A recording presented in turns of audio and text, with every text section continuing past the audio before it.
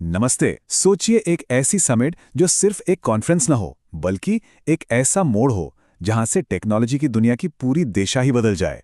जी हां, हम बात कर रहे हैं साल 2026 में हुई इंडिया एआई इम्पैक्ट समिट की। चलिए समझते हैं कि इसने ऐसा क्या कर दिया जो इसे इतना खास माना जा रहा है।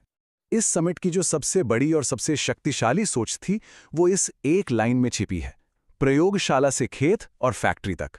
मतलब एकदम साफ था कि भाई आर्टिफिशियल इंटेलिजेंस को सिर्फ बड़े बड़े लैब्स या कुछ गिने चुने लोगों तक ही नहीं रखना है।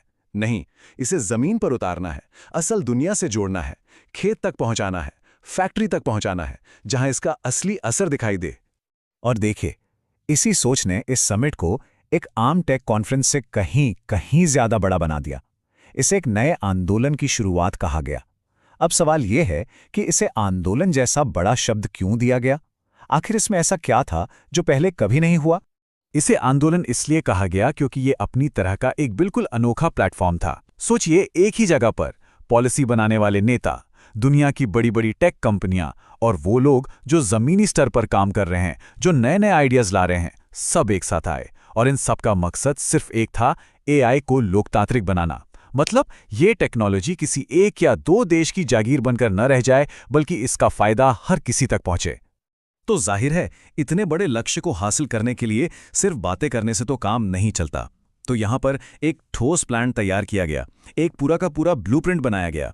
आइए अब इस ब्लूप्रिंट के 3 सबसे मजबूत पिलर्स यानी स्तंभों पर नजर डालते हैं।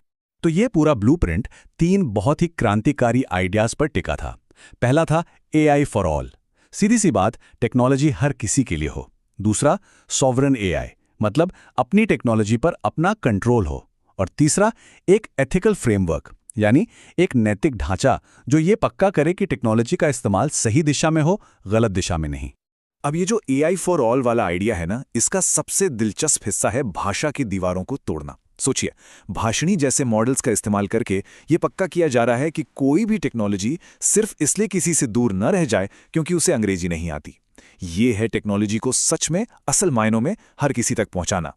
अच्छा, अब आते हैं दूसरे पिलर पे, डिजिटल सॉवरेनिटी या डिजिटल संप्रभुता। इसका मतलब बहुत सीधा और साफ है, हमारा डेटा, हमारी तकनीक और हमारा भविष्य सब हमारे हाथ में। ये सिर्फ किसी दूसरे देश पर निर्भरता कम करने की बात नहीं है, नहीं, ये तो 21वीं सदी में हमारे देश की सुरक्षा और आत्मनिर्भरता की गारंटी है।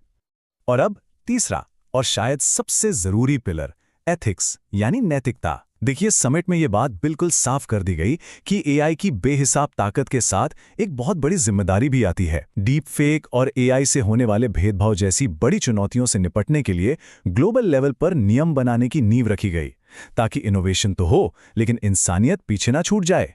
तो ठीक है, ये तो हो गई बड़ी बड़ी ग्लोबल बातें, लेकिन सवाल ये है कि इस सब का भारत के अंदर क्या असर हुआ। चलिए अब इसके डोमेस्टिक इम्पैक्ट पर एक नजर डालते हैं।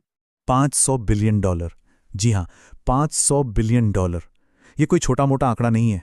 अंदाजा ये है कि ये समिट भारत की डिजिटल इकोनॉमी को इतना बड़ा बूस्ट देगी। ये सिर्फ डेवलपमेंट नहीं है, ये एक इकोनॉमिक रेवोल्यूशन है। और देखिए, ये सिर्फ कागजों पर लिखा एक बड़ा सा नंबर नहीं है, इसका असर जमीन पर दिखना भी शुरू हो गया है। एआई की मदद से किसानों की इनकम में 30% तक की बढ़ोतरी हो रही है। भारत आज दुनिया का तीसरा सबसे बड़ा एआई स्टार्टअप हब बन चुका है। और तो और हमारे अपने सुपर कंप्यूटर ऐरावत की ताकत को भी लगातार बढ़ाया जा रहा है। लेकिन बात सिर्फ इकोनॉमी की नहीं है, एआई अब गवर्नेंस को भी बेहतर बना रहा है। आज अच्छी हेल्थ केयर और एजुकेशन देश के दूर दराज के इलाकों तक पहुंच रही है। मतलब लास्ट माइल तक, उस अंतिम व्यक्ति तक जहां पहुंचना सबसे मुश्किल होता है। ये अपने आप में एक बहुत बड़ी सामाजिक कामयाबी है। तो ये तो हुआ भारत के अंदर का इम्पैक्ट। अब जरा नजर घुमाते हैं और देखते हैं कि इस समिट का पूरी दुनिया पर क्या असर पड़ा। इस समिट के जरिए भारत ने दुनिया के सामने खुद को एक ब्रिज यानी एक पुल की तरह पेश किया है। एक तरफ है एआई का इनोवेशन, तेज रफ्तार से होती नई नई खोज, और दूसरी तरफ है एआई रेगुलेशन यानी इसे काबू में रखने के लिए जरूरी नियम। भारत इन दोनों के बीच का पुल बन गया है।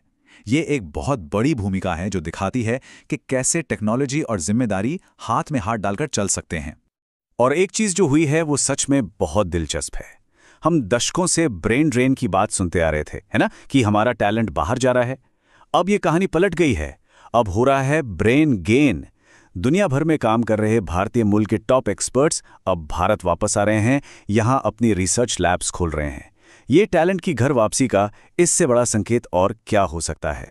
इस समिट ने सिर्फ भारत के लिए नहीं बल्कि पूरे ग्लोबल साउथ के लिए एक आवाज दी है। इसने अफ्रीका और साउथ ईस्ट एशिया के देशों को एक रास्ता दिखाया है, एक मॉडल दिया है कि वो भी अपनी डिजिटल किस्मत खुद लिख सकते हैं। और सबसे बड़ी बात, दुनिया को एक मैसेज दिया है कि एआई का असली इस्तेमाल जंग के लिए नहीं बल्कि इंसानियत की मदद करने में है, मुश्किल समय में, आपदा के समय में लोगों की जान बचाने में है। और इसी से डिजिटल डिवाइड यानी डिजिटल खाई भी कम होगी।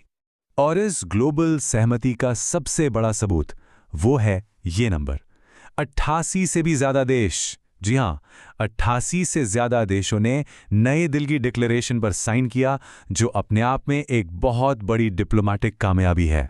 तो आखिर में यह समिट भविष्य के लिए क्या संदेश छोड़कर गए? इसका निचोड़ क्या है? संदेश बहुत गहरा और बहुत साफ है। भविष्य की टेक्नोलॉजी पावर यानी शक्ति के लिए नहीं बल्कि एम्पावरमेंट यानी सशक्तिकरण के लिए होनी चाहिए।